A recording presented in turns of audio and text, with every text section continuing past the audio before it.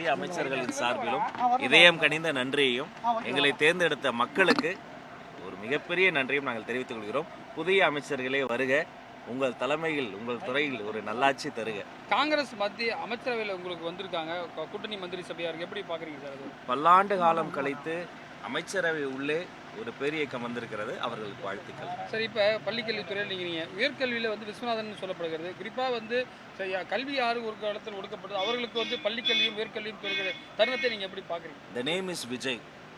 அந்த ஒரே ஒரு பேர் தான், அந்த மந்திரம் தான். ஒரு காலத்தில் அண்ணல் அம்பேத்கர் வந்து உள்ளே நுழைய முடியாது, நீங்கள் உள்ளே நுழைஞ்சா தீட்டுன்னு பள்ளிக்கூடத்தில் தடுத்தாங்க. அப்போ ஒரு கையில் புத்தகப்பை, இன்னொரு கையில் கோணிப்பை எடுத்துக்கொண்டு தனது பள்ளிக்கூடத்தில் போய் படித்து முடித்து, உலகமெல்லாம் படித்து முடித்து ஒரு இடத்துக்கு வந்த பிறகு கூட அவருடைய உதவியாளர் தொட்டு அவர் கையில் தண்ணி தர மாட்டார். அப்படிப்பட்ட ஒரு சூழல் இருந்தால் அதெல்லாம் அடித்து உடைத்து இந்திய அரசியலமைப்பு சட்டத்தை அவர் ஏற்றான்னு வைங்களேன். அதன் பிறகு பல்லாண்டு காலம் கழித்து யாருக்கெல்லாம் கல்வி மறுக்கப்பட்டதோ அவர்களுக்கெல்லாம் அந்த இடத்தை தரக்கூடிய இடத்திற்கு வந்ததற்கு காரணம் அண்ணன் விஜய் அவர்கள் தான். ரொம்ப நெகிழ்ச்சியாக இருக்கிறது, நெஞ்சம் நெகிழ்ந்து இருக்கிறது. பேசுவோம். வாழ்த்துக்கள் எல்லாருக்கும், வாழ்த்துக்கள். விசிகா தோழர்கள் வாழ்த்துக்கள், ஐவிஎம்எல் தோழர்கள்.